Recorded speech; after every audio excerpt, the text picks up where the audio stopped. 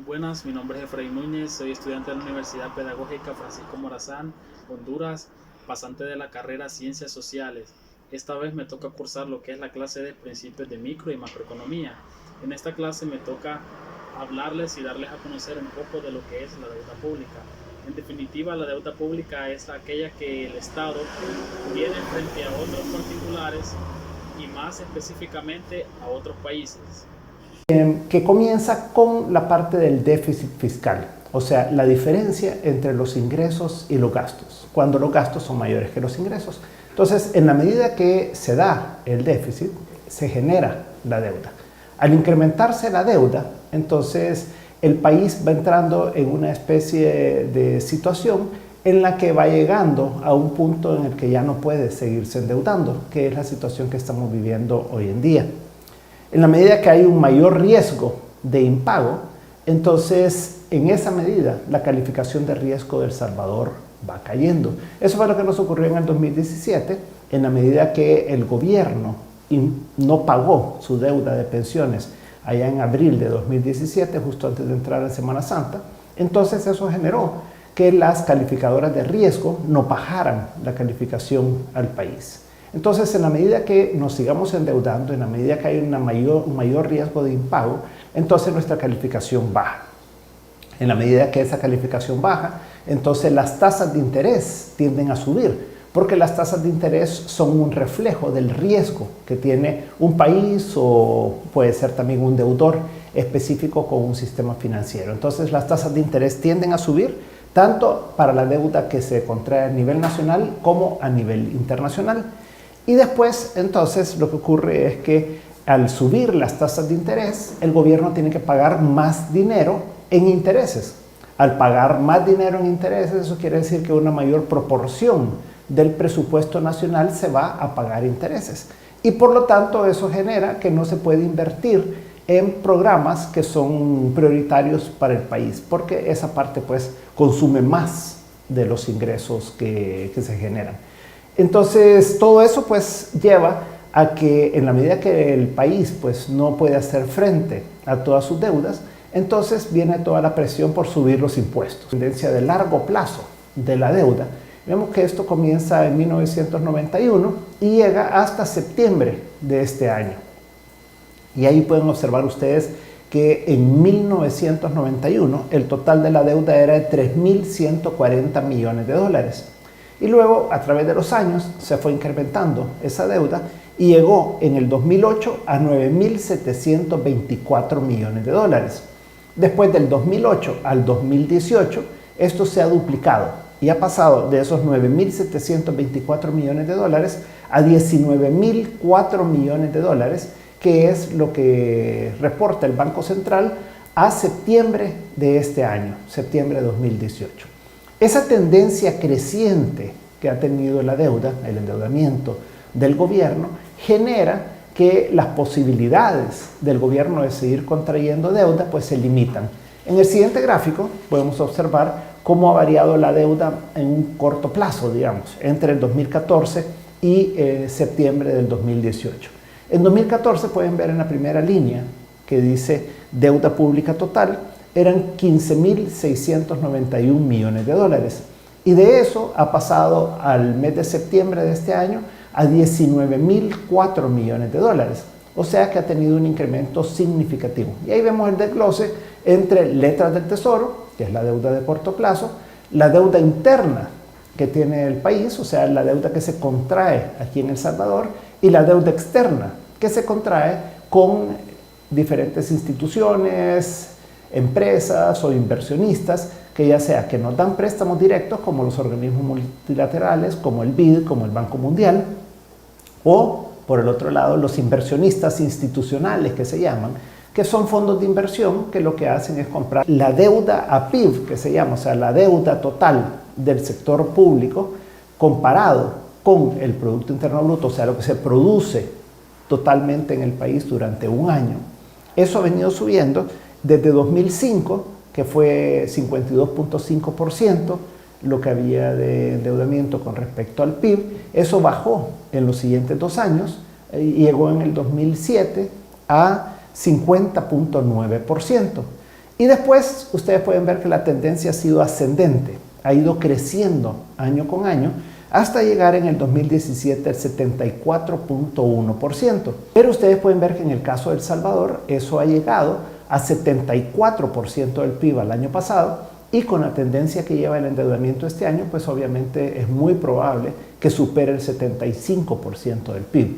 Esas son cifras muy altas, son cifras que están por arriba de lo que establece también la Ley de Responsabilidad Fiscal, que establecía que no debía pasar de 70% del PIB el total de endeudamiento.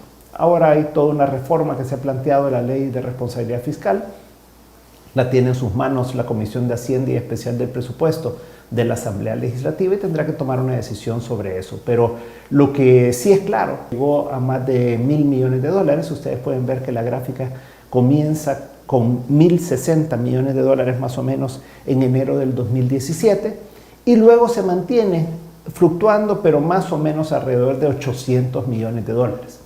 Esos $800 millones han servido para financiar los déficits de corto plazo que ha tenido el gobierno. Y entonces, como ya no puede endeudarse más en letras del Tesoro, o no debería endeudarse más porque todavía tiene cierta capacidad de endeudamiento según la ley, entonces lo que ha planteado el ministro de Hacienda a la Asamblea Legislativa es tomar esos $800 millones de corto plazo, que los tienen que estar renovando todas las semanas, todos los meses, para ir pagando los vencimientos que se van dando. Entonces lo que ha planteado es que esto se pase a largo plazo, que se convierta en un eurobono que pueda ser a 10, 20, 30 años según lo que el mercado permita y esté dispuesto a absorber. Esa es otra de las piezas de correspondencia que tiene en sus manos la Asamblea Legislativa a través de la Comisión de Hacienda y Especial del Presupuesto en este momento, y entonces ellos tienen que tomar una decisión de qué hacen. Si aceptan lo que el ministro de Hacienda les ha planteado, de poder refinanciar esos $800 millones y pasarlos a largo plazo la totalidad, o si se hace una fracción de eso, por ejemplo $400 millones, o si no se acepta la solicitud del Ministerio de Hacienda, que se han hecho de deuda durante el año actual, durante el 2018. Y ahí pueden ver ustedes primero el número de la emisión. Han sido hasta ahí 28 emisiones, pero han habido 2 más en las últimas 2 semanas, por lo tanto son 30 emisiones las que han habido en lo que va del año. Ahí pueden observar ustedes en la siguiente columna cuánto es el monto del total de lo que se ha emitido. Y hasta la emisión 28 eran $755 millones. Y luego los rendimientos, que es la tasa de interés que se paga.Esa tasa de interés comenzó en 7.25% en el año, después bajó durante el año a 5.75% y ahora se está cotizando más o menos a 6.20%, lo que son las letras del Tesoro a un año plazo. Y si se sigue por esta tendencia que lleva las tasas de interés internacionales, que es hacia el alza, entonces pudiera ser que estas tasas de interés también pudieran seguir subiendo en el corto plazo, en la medida que no se haga un refinanciamiento de esta deuda a largo plazo, de tasa de interés por esos bonos. Dependiendo de si son a 10 años, a 20 años, a 30 años, podría estar pagando algo entre 8.20 y más o menos 8.60 al día de hoy. Estas son tasas altas relativamente. Eso se debe al mayor riesgo que genera El Salvador. Ahorita son alrededor de 500 puntos básicos, o sea, 5% más que el bono del Tesoro respectivo de Estados Unidos. Por ejemplo, si emitimos nosotros un bono a 10 años, la tasa de referencia, que es el bono de 10 años de Estados Unidos, que está más o menos en 3.1%, entonces esto implicaría que nosotros tendríamos que emitir por arriba de 8.1%. Y eso pues genera un costo muy importante para el fisco y que además es de largo plazo. Y esos incrementos, por ejemplo, si ahora está pagando por esos 800 millones sin 6.25% y pasa a pagar, hagámoslo sencillo, 8.25%, entonces estaría pagando 2 puntos adicionales.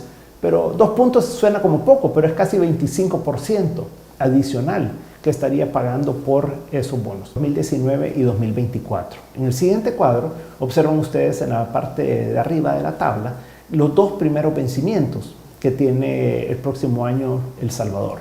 Tiene un put que se llama del bono del 2034 y es un derecho que tienen los inversionistas de poder pedir que les paguen anticipadamente ese dinero, que son un total de 286.5 millones de dólares. Entonces los inversionistas pueden decirle en julio al próximo gobierno, una vez que tome posesión, mire, yo quiero que me pague todo, parte o nada de todos esos 286.5 millones de dólares.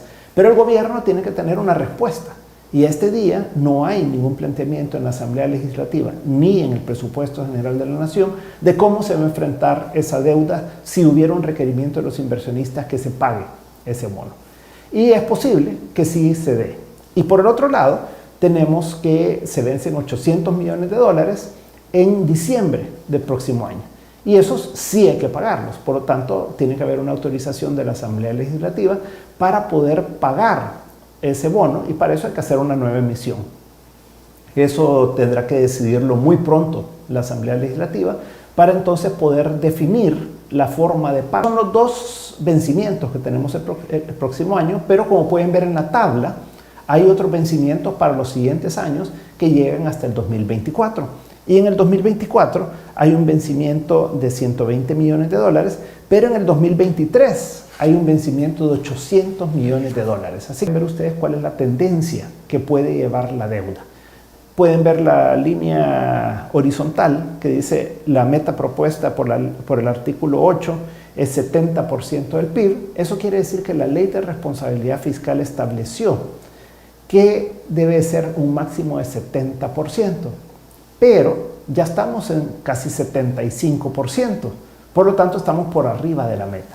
Entonces la forma de poder hacer que se ajuste y que esa tendencia se dé hacia la línea de abajo, la línea punteada de abajo, es que se haga un ajuste fiscal. Y ese ajuste fiscal lo que quiere decir es que el gobierno gaste menos, que pueda recaudar más impuestos por un lado, y eso es a través de un mayor crecimiento de la economía para no tener que incrementar los impuestos, pero por el otro lado también que el gobierno gaste menos en una serie de cosas que son superfluas o que puede dejar de gastar. Ese déficit ha pasado de 3.1% del PIB en el 2016 a 2.5% del PIB en el 2017, pero en el 2018 sube, según el Ministerio de Hacienda, a 2.7% y para el 2019 prevén que va a subir todavía más, a 3.7% del PIB, cuando el acuerdo era que debía de bajar eso y que debe llegar a 0.1% en el 2019.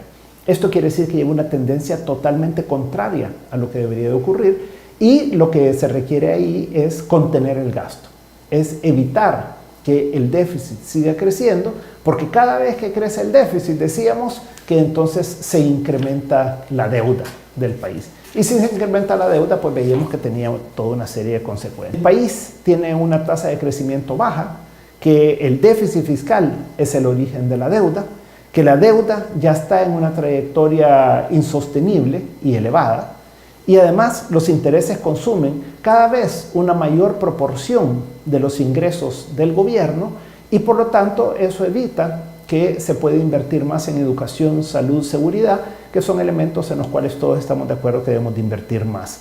Se incrementan las tasas de interés y empeora la calificación de riesgo en la medida que se incrementa la deuda. El presupuesto del 2019 observamos que va en la dirección incorrecta, en el sentido que va a generar más deuda, y la Ley de Responsabilidad Fiscal debe reformarse para garantizar la sostenibilidad de las finanzas públicas.